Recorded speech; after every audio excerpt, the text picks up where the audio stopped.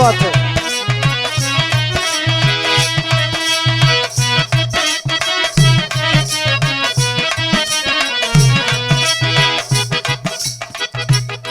हमारे गुरुदेव धनंजय गुरु एक गीत बजुल का बजुले हुए बढ़ोती में उन्माद गल हुआ बजावत का हुआ कौनो मेहरारू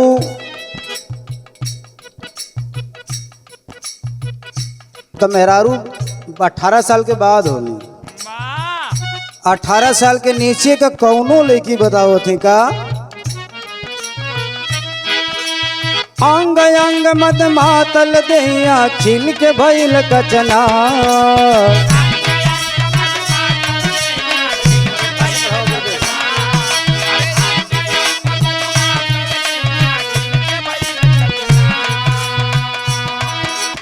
अंग अंग मद मातल दैया खिल के भइल कचना मोरे बलनुआ हो सुना सजनवा हो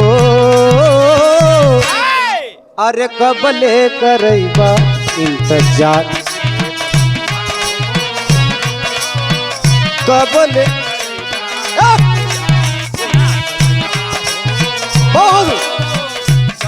क्या गुरुदेव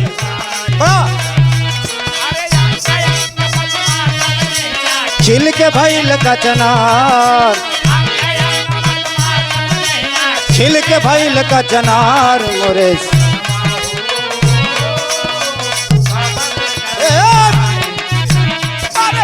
बहादुर अरे जियो बहादुर जियो। मैं आप लोगों के बीच में रामायण से एक छोटा सा प्रसंग लिया हूं जिस प्रसंग में भगवान राम जीत के लंका के वापस अयोध्या चल गए हूं फिर वापस अयोध्या आवे के भाई ये प्रसंग में 4 लाइन भूमिका का अंदाज भैया।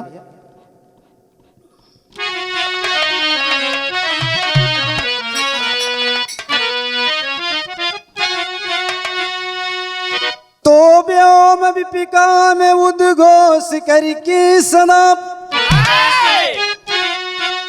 वीर विजयी पताका उड़ाते रहे आन पर जान देना गंवारा जिन्हें शान सम्मान हरदम बचाते रहे राजा रावण प्रतापी था पंडित परम विश्व भर में कोई वैसा सानी नहीं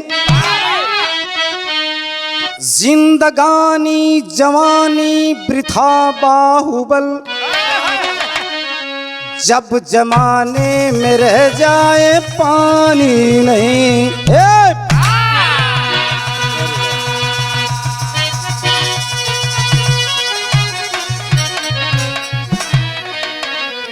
मेरे दोस्तों बात पर जरा गौर करेंगे। एक लाइन कव्वाली का अंदाज है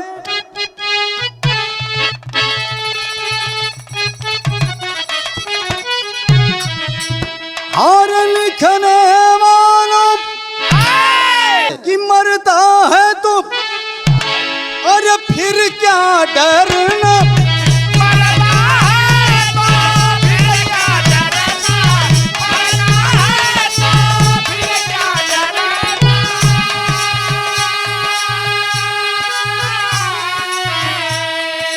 और मरता है तो अब फिर क्या डरना और जैसे जंग जुझार पानी पर जवानी लुटाए मर्द पानीदार। राम अयोध्या में रावण की जीत के चल गिलन तब भयल का शहर का भाव मिलन मास्टर।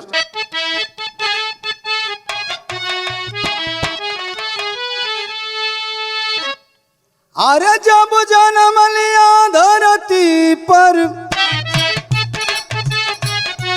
ये एक दिन तो मरना होगा,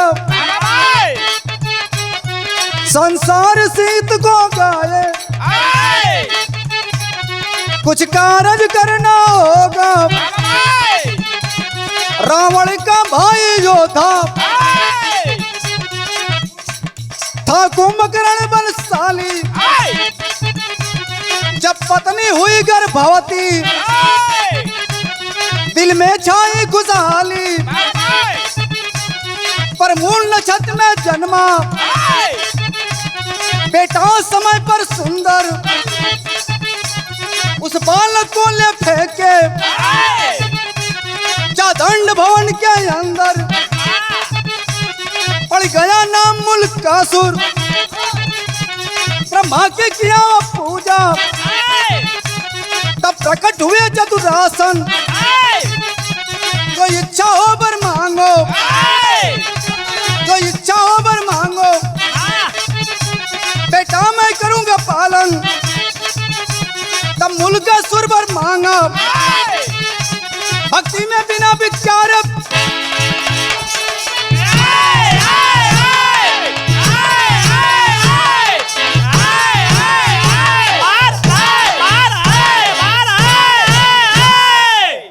जेके दिया बारह वाला आप लोग सुनले हो बात कहल गए हो कि 1 लाख नाती 1.25 लाख पोता, 1 लाख पुत्र 1.25 लाख नाती, जाग ता घर दिया न बाती।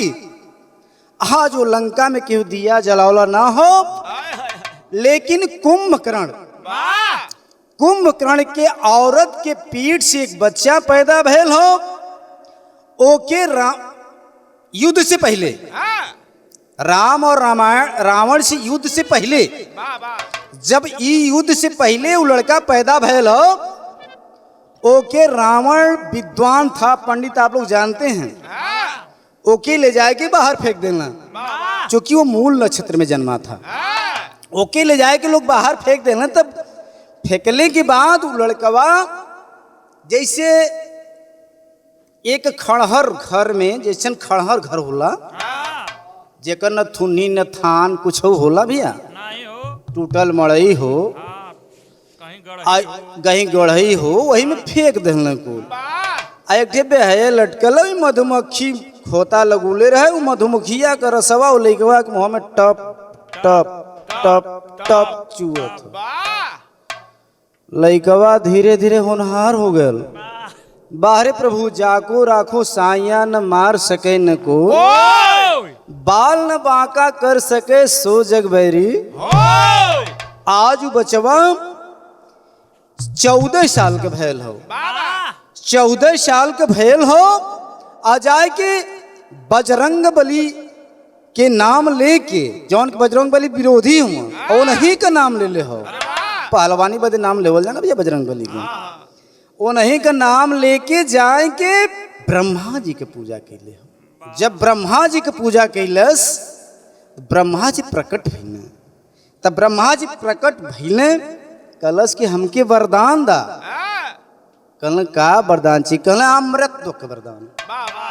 कहल कि वरदान हम केहू के दे लेना है, तो के ना दे, मनवा तो मान जा, नहीं तो तू जा घरे, हम वरदान देव ना कहे, तब तो झूठा अजीबा बुढ़ऊ, तो हर 2-4 ठे मुंह खराब हो जाई। कहल तब तो कहल कि हमके वरदान अब उदा आदमी कौनो हमके मार ना पावे। कहल ठीक है, यो मस्त करके ब्रह्मा जी निकल गए, लेकिन धुन बदल के भैया चला। लेकिन भैल काम कि अरे पानी पर जवानी, अरे पानी पर जवानी का छलकल लहरिया मसान हुई गई, देखा लंका नगरिया मसान हुई।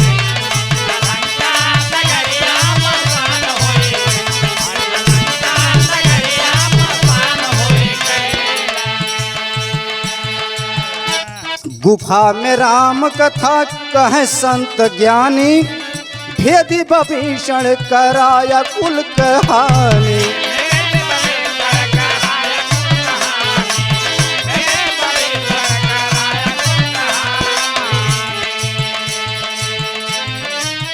बड़े बड़े वीर आज संत मुनि ऋषि बाबा गुफा में भगवान राम को चर्चा करत हुए। यह लइकवा 14 साल वाला जौन सहदिया पियले रहल, जौन मधुमक्खियन का रस पियले रहल। ई बतिया सुनो था कि भगवान राम रावण के मार के लंका का नाश कर देलन। आई रावण का जमन रावण खराब जान के फेंक देले रहलन। आज देखा भैया एक ही बताइल हम अंश वंश, अंश और वंश। अंश के कहल जाला अब वंश के कहल जाला। वंश जौन पूर्वज आज अंश कहीं से छटक के कहीं पड़ गया। अरे वाह! तब भीषण राम का अंश रहलन, ऐसे हर चीज बोलवा देते रहन। लेकिन भैल का और बड़े बड़े वीर अब भिड़ गईल समरिया मसान हो गईनी। बड़े बड़े वीर भिड़ गईल समरिया मसान हो गई। देखा लंका मसान हो। क्या बात है?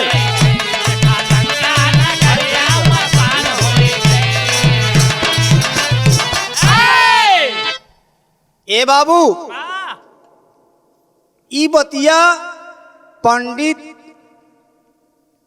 ऋषि मुनि कुल कहत हो, लेकवा सुनत हो कि इतना बड़ा विद्वान रावण महा 52 चौकड़ी राज करने वाला व्यक्ति का नाश हो गल। हमार बाबू कुंभकर्ण चले तो धरती कांपे, उनकर नाश हो गल। कहलस का कि अरे परमा कई के मत दिया धोखा पर।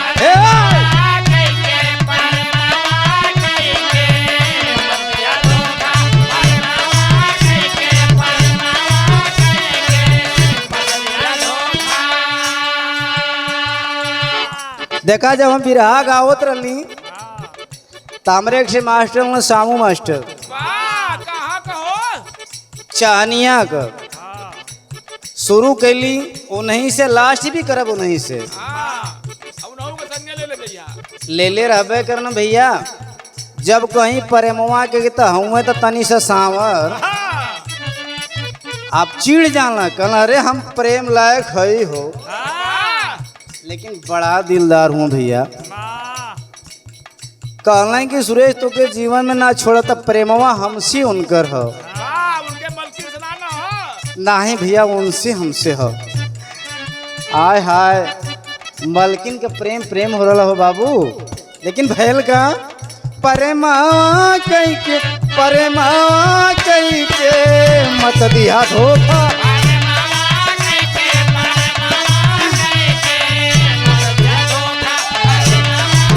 सही है, सही है ना?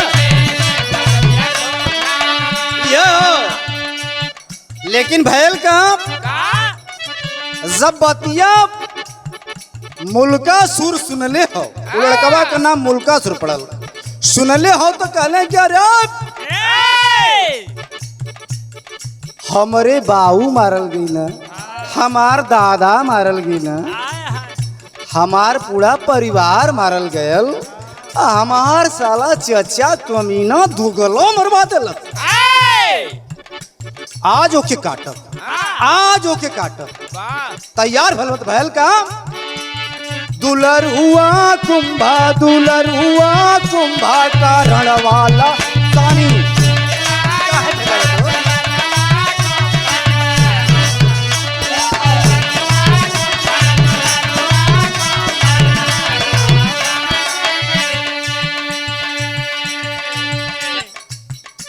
कलश कि आज छोड़ब ना का कलश चोरी से सुनत रहल कुलवाई कहानी, चोरी से सुनत रहल कुलवाई कहानी। दुलरुआ कुंभा कारण वाला सानी।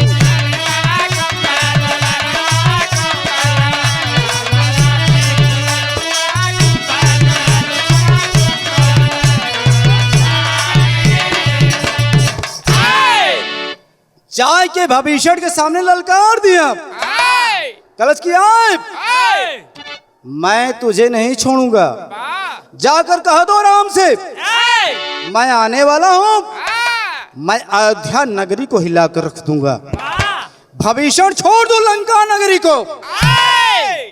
ये बाबू जब इतना बतिया सुनलस तो भैल का कि जा सामने भैया कि जा सामने कहां बदला मैं लूंगा, अरे चंड सीता के पति को मारूंगा,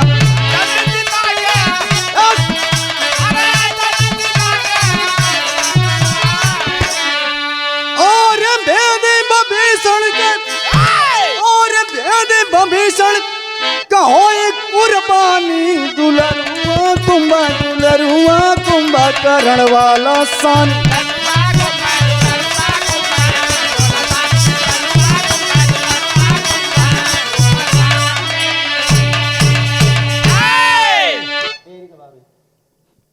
ए बाबू जाके जब ललकर ले बाप कलश की आज भीषण को मैं जिंदा नहीं छोड़ूंगा।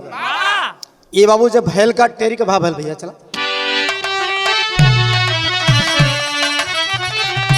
अरे मेहनवा हम के मारी दुनिया, अरे राम मेहनवा हम के मारी दुनिया, अब बदला अगर न ले बजियते जग जहानवा, अरे जहानवा अरे जहाना।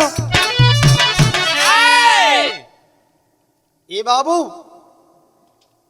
बदला अगर न ले बजियते जग जहनवा, मेहनवा हमके मारी दुनिया, कहलस कि अपने कुल के बदला हम ना ले ले, बाऊ के बदला ना ले ले, मेघनाथ भैया का बदला ना ले ले, रावण दादा का बदला ना ले ले, तब तक हम चैन से धरती पर जियब नहीं। लेकिन भैल का चौकड़ा बा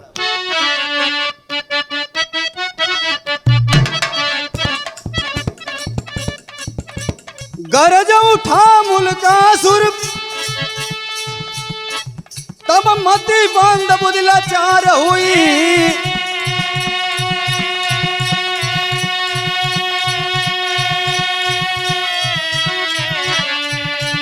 कहां सीता को चंडी कैसे सीता से संघार होई,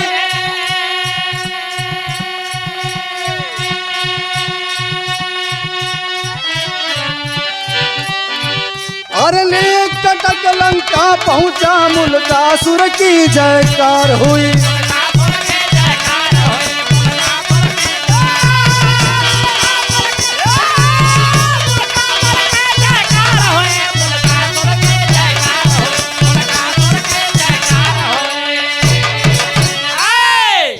ए बाबू जाय के भीषण के इतना दबेर दिलस, इतना दबेर दिलस कि मुल्कासुर इतना घेर दिलस भीषण के कि परेशान हो गई, और इतने का किलस चौबगला से घेर लेलस। आज भीषण के चौबगला से घेर ले बात, लेकिन धूल लगे भैया निबिया के डरिया।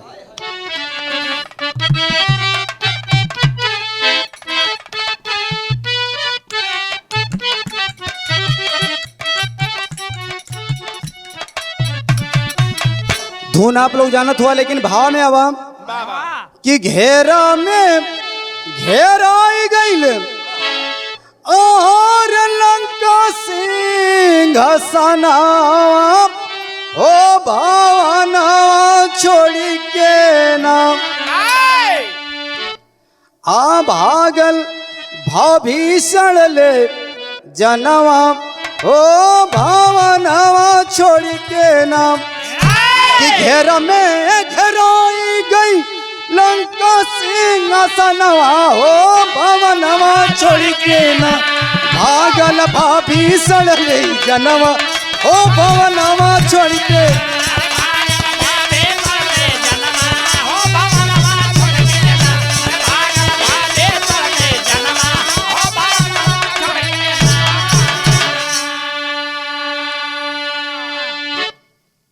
आज मुल्कासुर भीषण के जब घेर ले बाप, भीषण छोड़ के अपन राज भागल। भागल कहाँ?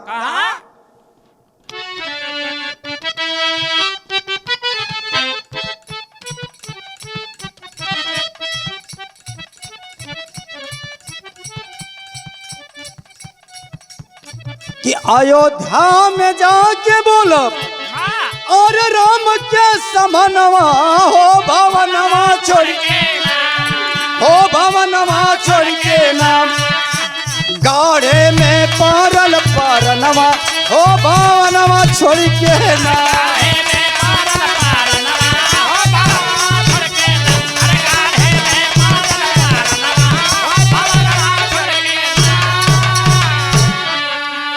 ए बाबू, आज जब भीषण के मुल्कासुर चौबगला से घेर ले बाप, कैसहू जान बचाए के अयोध्या में भाग के चल गए भगवान राम के पास। जब भगवान राम के पास पहुंचल तो भयल का ताजल भैया हमार पास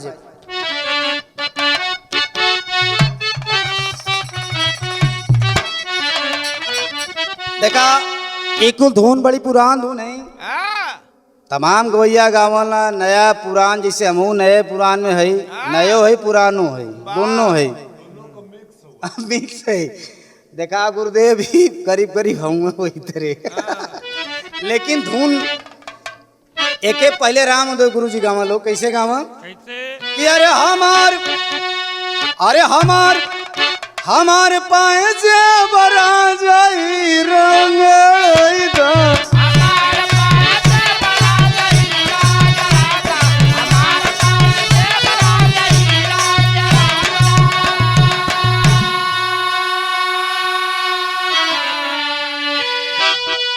भैल का अरे चले हो बिरवा सिरवा पाद के पगरिया,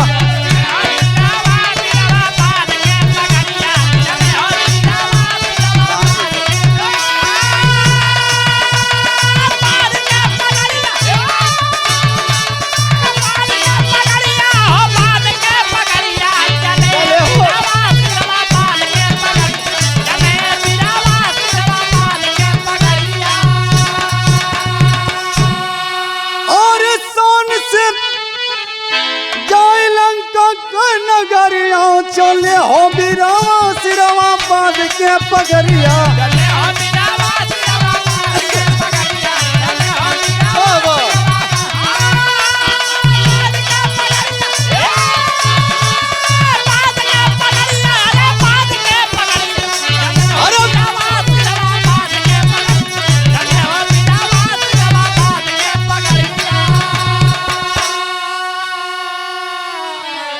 ए बाबू भीषण जब अयोध्या में पहुंचा, भगवान राम सुझलन न बुझलन, पार्टी साज के सेना साज के चल देना, जैसे चुनाव लड़े के हो। पंडित जी बुरा मत मना चुनाव लड़े के हो, चल देना लोग। चलना तो कैसे भैल का भैल कि सेना सजा के अवध से गुर्राई, अलंका में मुल्कासुर से होई लड़ाई।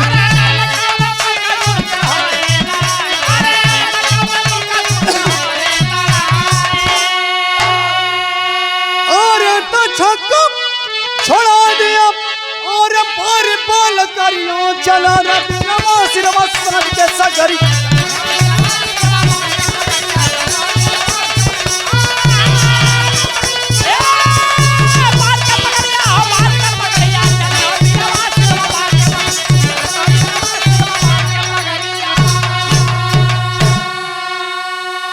ए बाबू आज राम भगवान लंका नगरी में सेना सजा के पहुंचल हूँ। सेना सजा के जब पहुंचले तो उस समय मुल्कासुर से युद्ध कैलन, मुल्कासुर से युद्ध में हारल गए। आज रणभूमि में वह राम रावण से विजेता, रावण के वध करे वाला राम आज लंका में निहस्त एकदम गरीबी टाइप खड़ा हो, जैसी गरीब खड़ा होला। लेकिन भैल का जब भगवान राम आज लंका में विवश पड़ल हुआ तब भैल का चलोरिया के भाव मिलल भैया।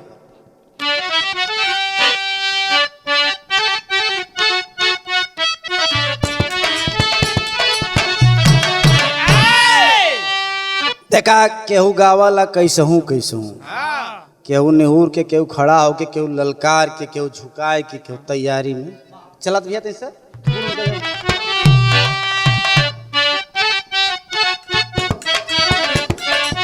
क्या बात है,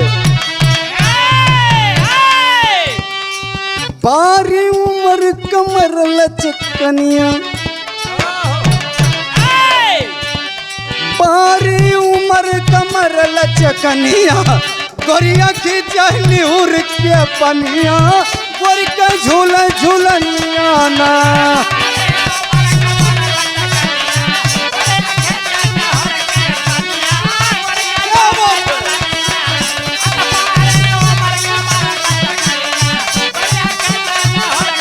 पनिया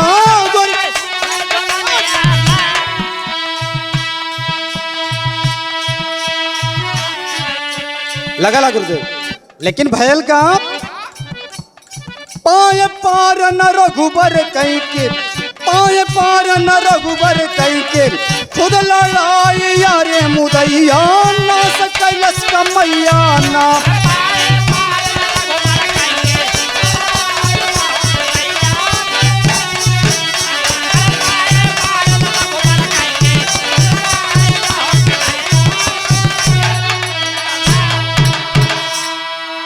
शंकर रामचंद्र जी मनवा प्रकट ब्रह्मा हुए समनवा,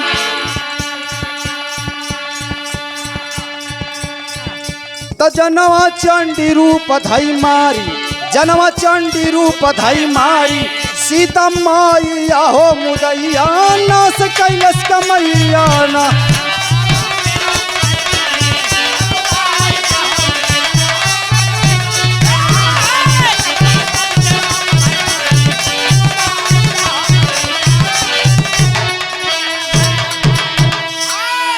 ए बाबू, भगवान राम मुल्कासुर से लंका में परास्त हो गए।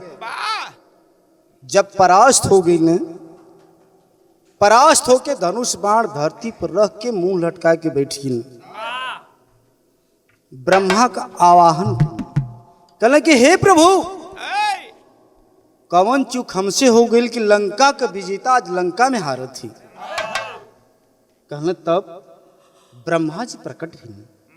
जब ब्रह्मा जी प्रकट भइले तो कहले कि हमार वरदान देवल हो, इनकी मात्र औरत ही मारी, आदमी ना मारी। जब इतना बात सुनने तो कहले इनकी औरत मारी के, कहने माता सीता। आज भगवान राम हनुमान जी से एक बात कहला हाथ जोड़ के, का कहले हूँ भैया पापड़ के भाव में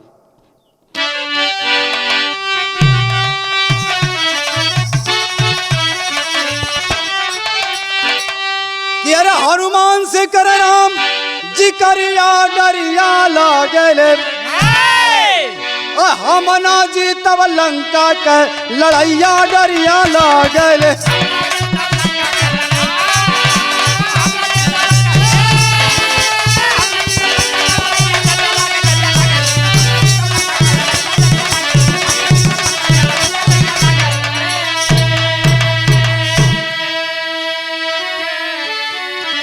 कि सब दिन बाह पूजौला हनुमत, अजुआ बाह फुलावा हो, जल्दी से अयोध्या जइबा, सीता के लंका लावा।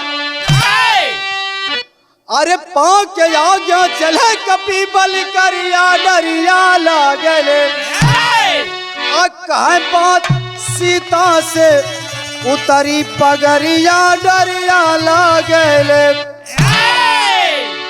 ये बाबू, हनुमान जी भगवान राम का आदेश पाके लंका से अयोध्या में गई। माता सीता के यहाँ जब जाए कि कहलन कि आज लंका विजेता राम का स्थिति बड़ी नाजुक है। तो उसमें भैल का चल देनी माता सीता हनुमान जी के साथ आल्हा के भाव से।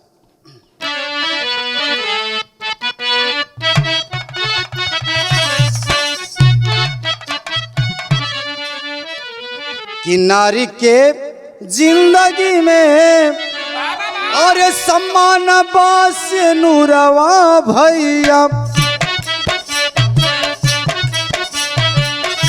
बिना रे से नूरवा नहीं सोहेला लीला। क्या बात है। लंकावा में आपन से नूरवा बचावे बाबू, चाली भाईल जान के जे होई के तैया।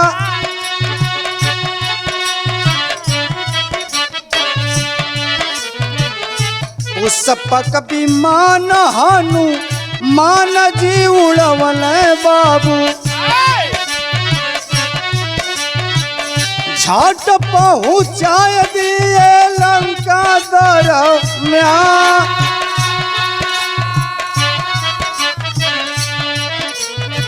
सारी सेना अवध के घायल गिरल रहली भैया।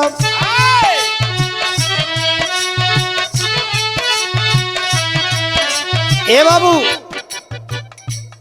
आज जब बतिया हनुमान जी बतौले कि भगवान राम लाचार लंका में पड़ल हुन, आज सीता माता हनुमान जी के साथ पुष्पक विमान पर चलल ही। जब आईनी लंका में देखली तो भैल का सारी सेना अवध के घायल गिरल रहली भैया। मानवा मलिन बैठे राम जी लाचा,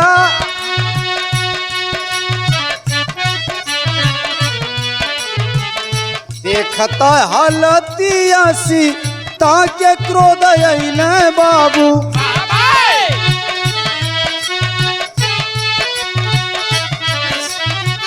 तानवा से तेज प्रकट भइले उसबा।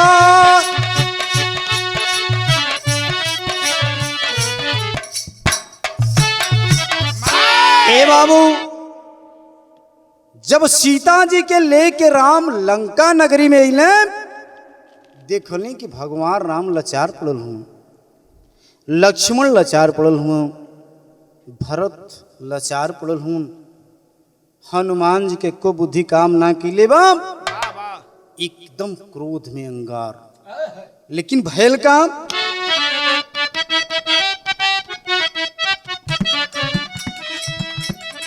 सीता जी चंड का रूपवा बनावल,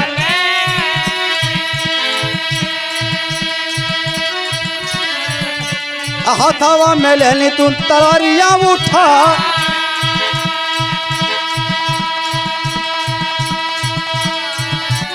भीड़न समरिया में असुरात्याचारी,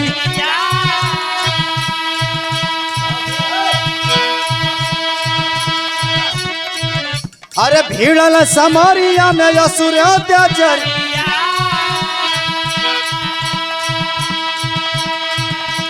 लंका नगरिया मचला का।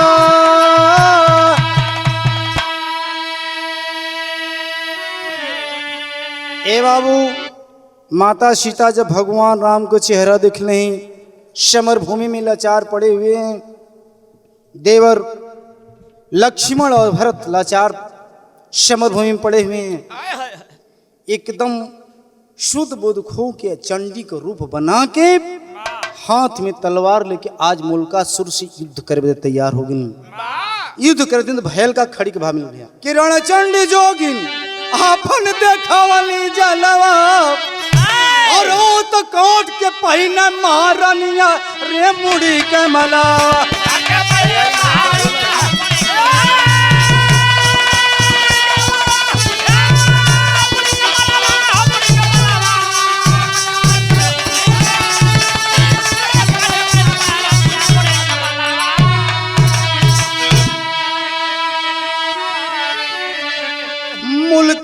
के समर भूमि में कह दिहली संघात, आ गिरे चरण में लंकावासी कई के जय जयकार।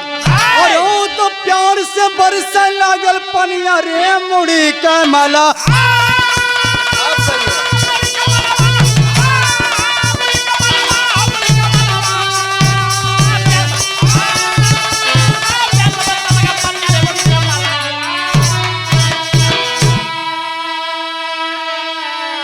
ए बाबू, समर भूमि में माता सीता मुल्कासुर से भयंकर युद्ध की।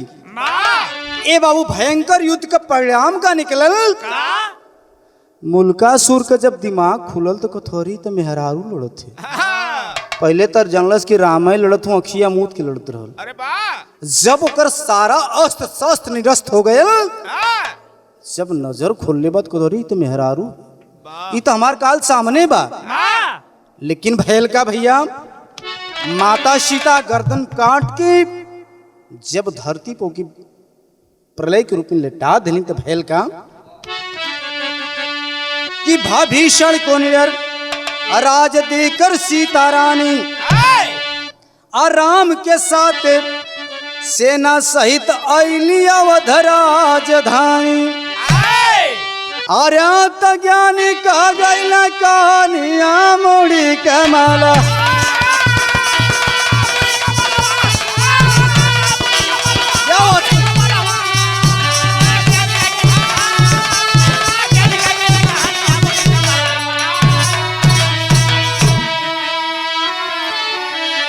ए बाबू, आज माता सीता मुल्कासुर का वध करके भीषण के पुनः राज दे के अपने पति राम के साथ वापस लंका नगरी को चली गई। कहना यहीं से मेरे विरह का समाप्ति है कि गुरु बिहारी, गुरु गणेश, गुरु रामलाल गुलकारी, स्वर्ग बशी चंद्रिका कवि बच्चन जी बने पुजारी।